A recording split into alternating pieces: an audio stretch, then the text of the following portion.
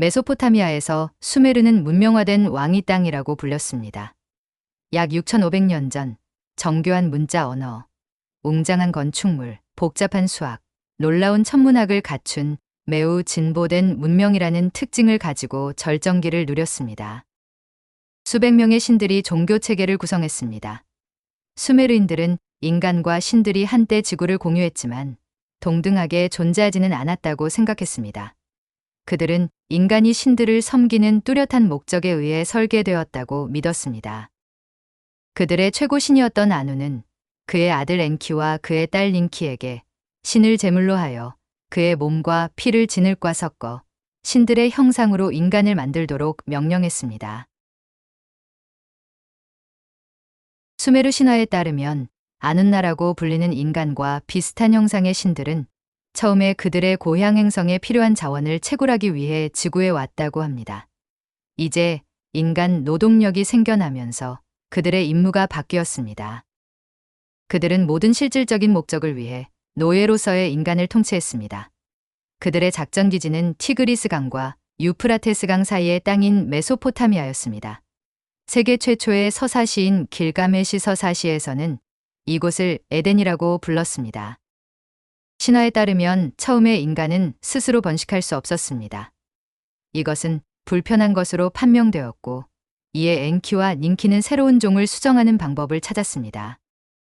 그 결과 완전히 기능적이고 독립적인 인간인 아다파라고 불리는 사람이 탄생했습니다. 엔키는 아다파에게 영생의 개념을 이해할 수 있는 위대한 지혜와 능력을 줬습니다.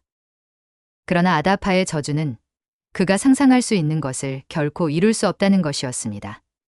이집트의 왕 아메노피스의 기록 보관소에서 발견된 아마르나 문헌이 없었다면 우리는 아다파에 대해 결코 알지 못했을 것입니다.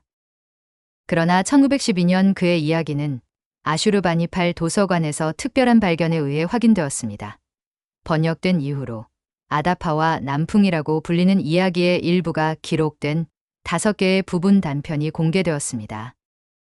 그 이야기에 따르면 아다파는 사제나 현자의 자리에 올랐다고 합니다. 어느 날 아다파가 페르시아만에서 낚시를 하던 중 바다가 거칠어져 배가 전복되었는데 아다파는 화를 내며 남풍의 날개를 부러뜨렸다고 말했습니다. 그는 7일 밤낮으로 바람이 부는 것을 막았습니다. 이런 행동은 아다파를 자만심의 죄로 처벌하기를 원했던 유일신 아누의 관심을 끌었습니다. 하지만 엔키는 아다파를 도와 그에게 신 기쉬지다와 함께 하늘의 문을 지키는 여신 타무즈의 거처로 여행하라고 지시했습니다. 엔키는 그곳에 있는 동안 천국의 음식이 그를 죽일 것이기 때문에 아무것도 먹거나 마시지 말라고 아다파에게 지시했습니다.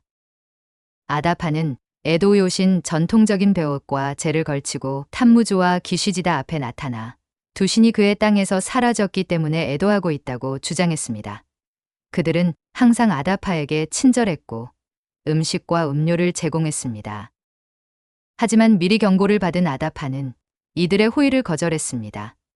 나중에야 그는 자신이 실수했다는 것을 알게 되었습니다. 그가 유일신 아누 앞에 끌려왔을 때 아누는 왜 음식을 먹지 않았냐고 물었습니다. 그는 엔키가 그에게 생명의 빵과 물을 먹지 말라고 말했기 때문이라고 말했습니다. 이 말을 듣고 아누가 웃었습니다.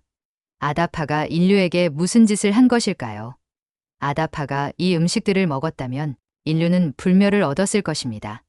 하지만 결국 엔키의 창조물인 인류는 앞으로 질병과 죽음을 겪을 것입니다. 이 이야기를 성경에 나오는 이야기와 비교하면 창세기에서 하나님은 아담과 이브에게 선악과를 먹는 것을 금지했습니다. 수메르 버전에서는 엔키였습니다. 비슷한 내용이지만 두 내용은 근본적인 차이점이 있습니다. 아다파는 다시 지구로 보내졌습니다. 엔키의 동생 엘릴은 엔키의 일에 대해 듣지 못했습니다. 그는 순종적인 노예만을 원했고 이제 엔키는 지혜와 영생 같은 것들을 만지작거리고 있었습니다. 엘릴은 새로 창조된 인류를 대홍수로 멸망시키겠다고 신들에게 조언했습니다. 그는 후에 처음부터 다시 시작할 수 있다고 생각했습니다. 그러나 엔키는 그 계획을 우연히 듣고 유트나 피슈팀이라는 정의로운 사람에게 이 사실을 알렸습니다. 수메르인들은 그들이 최초의 인류 문명이라고 생각하지 않았습니다. 그들은 이 모든 것을 자신들의 시대에 사라진 초기 문명으로부터 이어받았다고 생각했습니다. 누가 이 문명을 구성했고 그들이 어디에서 왔는지는 미스터리입니다. 더 큰 딜레마는 우리가 성경을 읽을 때 이것은 수세기 전에 살았던 학자들의 편집된 저작물을 읽고 있다는 사실입니다. 그들은 한 작품을 편집하고 다른 작품을 응축하는 선택을 했기 때문에 우리는 마치 한 작가가 쓴 매끄러운 책을 읽는 것처럼 보입니다. 그러나 수메르 시대의 어떤 학자도 그런 식으로 문서를 만들지 않았습니다. 우리는 여기저기서 이것저것 조금씩 읽었는데 그 이야기는 친숙한 히브리어 본문처럼 획일적이지 않은 것 같습니다. 게다가 어떤 오래된 문서들은 수메르의 상형 문자로 쓰여져 있고 어떤 것들은 바빌로니아의 서령 문자로, 다른 것들은 고대 이집트어로 기록되어 있습니다.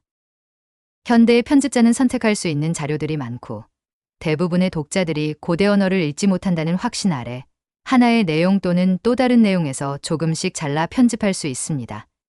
이런 부분은 번역에서도 드러나고 있습니다. 가장 중요한 수메르 문서 중 하나는 엔키와 세계 질서라고 불립니다. 이 신화에서 엔키는 세상을 신들에 의해 관리할 필요가 있으며 그렇지 않으면 세상은 혼란에 빠질 것이라고 주장했습니다. 그는 물과 농작물의 사용을 관리하고 도시를 건설하며 가축을 사육하고 하늘을 감독하고 여성들의 활동을 관리하기 위해 다양한 감독자들을 임명했습니다. 창세기의 에덴 이야기와 수메르 문서는 모두 비슷한 문제를 다루고 있으며 문명이 탄생할 당시 옛사람들이 무슨 생각을 했었는지 이해하는 데 도움을 줍니다. 그것들은 농업혁명과 도시건설과 같은 역사적 선례에 대한 은유로 이해할 수 있습니다. 또한 사물이 세상에 존재하는 방식과 이유를 설명하기 위한 시도들이었습니다. 그것들은 이제 역사 속으로 사라진 초기 문명을 가리키고 있습니다. 그것들은 우리 조상들이 철학과 심리학에 대해 오랫동안 그리고 열심히 생각했다는 것을 보여줍니다. 그들은 심지어 그 당시에 잃어버린 황금 시대로 여겨졌던 낙원을 지적합니다. 그들은 인간 행동의 깊이를 탐구하고 선과 악의 본질에 대해 질문합니다. 그런 의미에서 지난 5,000년 동안 상황은 크게 바뀌지 않았습니다. 하지만 이 두 이야기를 읽을 수 있는 또 다른 방법이 있습니다. 종교적인 관점에서 그들은 매우 다른 이야기를 하고 있습니다. 안톤 탁스는 수메르 문자를 연구하고 직접 번역하는 데까지 오랜 시간을 바친 프랑스 학자입니다. 그는 성경이 우리의 고대 조상들이 낙원에서 매우 행복해하는 모습을 묘사한다고 지적합니다. 수메르 문자에서 우리의 고대 조상들은 강제 수용소에서 살고 있었습니다. 그의 번역에서 하나님은 창세기에서와 같이 저녁 서늘한 때에 거니시는 인류를 위한 동산을 심지 않으셨습니다. 그의 버전은 신들에게 시대를 초월하여 힘을 얻었습니다. 어느 날 그들은 우주의 반란에 의해 옮겨졌습니다. 라고 말합니다. 그의 신들인 아눈나는 가부장제와 모계제를 대표하는 저 너머의 매우 현실적인 존재였습니다. 인류를 노예로 만들고자 했던 이른바 사악한 신 엘릴은 그들과 친구가 된 엔키와는 사뭇 달랐습니다. 닌키로 대표되는 여성의 존재는 수메르 신화 속에서 종종 파충류의 모습으로 묘사되었습니다. 과연 그녀가 창세기 에덴 동산의 뱀으로서 영감을 주었을까요? 그렇다면 뱀은 전혀 사악하지 않았습니다. 그녀는 인류에게 선과 악에 대한 지식의 선물을 제공함으로써 인류를 해방시키려 했습니다. 그런 다음 그녀는 그들이 생명의 나무를 먹고 신처럼 되기를 원했습니다. 그녀가 한 일은 나쁜 일이 아니라 인류의 입장에서는 좋은 일이었습니다. 하지만 엘릴이 승리했습니다. 비록 그는 그들이 선악과를 먹는 것을 막지는 못했지만 생명의 나무를 먹기 전에 인류를 동산에서 쫓아냈습니다. 그리고 역사는 승자들에 의해 해석되고 기록되기 때문에 엘릴의 이야기는 나중에 엔키의 이야기가 아닌 창세기에서 전해졌습니다. 그렇기 때문에 창세기의 기록은 칼을 휘두르는 케루빔, 즉 빛나는 존재들이 인간이 절대적인 신격, 즉 영생에 이르지 못하도록 에덴 입구에 배치되었다는 사실을 강조하는 이유를 설명합니다. 악마가 한 가장 똑똑한 일은 인간들에게 자신이 존재하지 않는다고 설득한 것이라고 합니다. 이러한 해석은 한 발 더 나아가 자신이 신이라는 것을 인간들에게 납득시킨 것이라고 합니다. 안톤 탁스에 따르면 주님으로 번역된 성경의 야훼는 창조주가 아닙니다. 창조자는 데미우르고스로 알려진 인류를 노예로 만든 엘릴입니다.